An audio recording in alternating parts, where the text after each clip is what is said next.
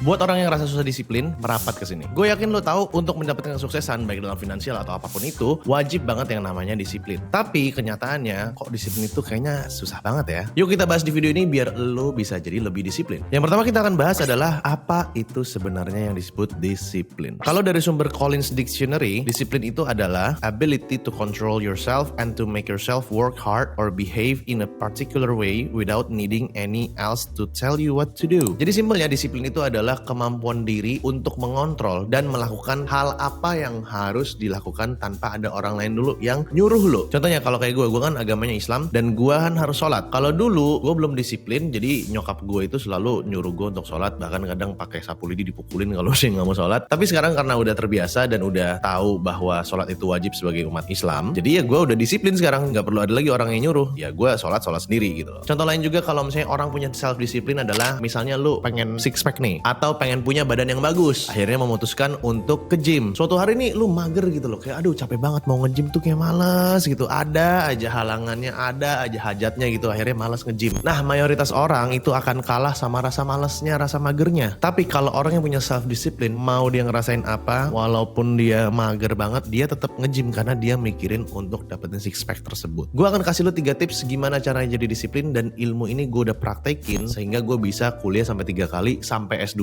dan cum laude 2 kali, serta gue berhasil ngebangun badan fisik yang proporsional. Yang pertama, lu harus punya goals. Lu gak mungkin banget bisa disiplin kalau lu gak tahu lu itu disiplin tujuannya untuk kemana, untuk apa. Jelas aja gak akan works kalau misalnya lu gak punya goals, karena kita konsisten, kita memaksa diri untuk melakukan apa yang kita gak suka, apa yang kita magerin gitu, tapi lu gak tahu goalsnya apa untuk mencapai itu gitu. Nah tapi ada loh orang yang udah punya goals tapi gak disiplin juga. Bahkan dia udah ngecoba untuk disiplin tapi kok gak bisa-bisa, gagal terus. Bukannya lu sering ngeliat temen lo yang rencana untuk nge-gym, pengen kurus, konsisten, abis itu tiba-tiba gagal deh, akhirnya ya udah balik lagi badannya nggak jadi lebih bagus gitu. Padahal di awal ngomongnya tuh udah wah gede bener, pengen nge-gym dan lain-lain, tapi ya berhenti. Saat lo nentuin goals, lo tuh wajib banget kasih alasan kenapa gua mau goalsnya ini. Abis itu lo pikirin apa rewardnya atau manfaatnya kalau gue dapetin goals ini, dan apa yang gua rasakan sakit kalau misalnya gua nggak dapetin goals ini. Contohnya kalau misalnya lo mau nge-gym, harapannya adalah rewardnya kalau gua nge-gym dan gua bagus badannya, gue akan lebih sehat, gue akan bisa dapetin pasangan. Tapi kalau misalnya nggak berhasil, resikonya adalah badan gue ya gini-gini aja, mungkin gue nggak bisa dapet pasangan karena gue nggak gitu good looking. Contoh seperti itu. Jadi bayangin tuh, apa aja kesakitan yang bakalan nyamperin lo kalau goalsnya nggak tercapai, dan itu akan membantu lo untuk membuat lo lebih disiplin. Yang kedua adalah lo harus bikin planning. Banyak nih orang yang nggak bikin planning, dia cuma pengen goals doang. Saat lo udah membuat goals, lo nggak cukup cuma sampai situ doang, tapi lo harus membuat sebuah perencanaan gimana caranya lo bisa mencapai goals tersebut. Tapi ini bukan goals yang kayak makalah penelitian atau apapun itu yang akademik ya. Ini simple aja kok. Jadi analoginya setelah lu udah set goals, itu tuh kayak lu udah tahu lu dari Jakarta pengen ke Bali. Ini goalsnya nih, ke Bali. Nah abis itu lu baru pikirin, gue pengen ke Bali, gimana caranya gue sekarang yang ada di Jakarta itu bisa ke Bali. Nanti akan muncul poin-poin atau checkpoint yang estafet yang lu harus lalui. Jadi kayak masuk ke poin A dulu, abis itu ke poin B, baru poin C, dan sampai ke Bali akhirnya. Contohnya nih ya, dari Jakarta kita ke Cirebon dulu naik mobil. Nah di Cirebon kita makan siang dulu. Habis itu lu ke Semarang, di Semarang nginep dulu, baru lanjut lagi sampai Surabaya, di Surabaya nginep, nyebrang ke Banyuwangi, habis itu ke Gilimanuk, akhirnya sampailah ke Bali. Jadi checkpoint Cirebon, Semarang, Jogja, Surabaya, baru sampai ke Balinya, itu lu harus tentuin dulu. Saat lu mencapai ke checkpoint tersebut, yang Semarang atau Bali tersebut, lu wajib banget paksain diri lu untuk disiplin. Karena di pikiran lu, kalau misalnya lu nggak mencapai goals pertama lu, misalnya sampai ke Cirebon tersebut tadi, lu nggak akan bisa ke Bali. Dulu gue mulainya simple banget untuk menentukan checkpoint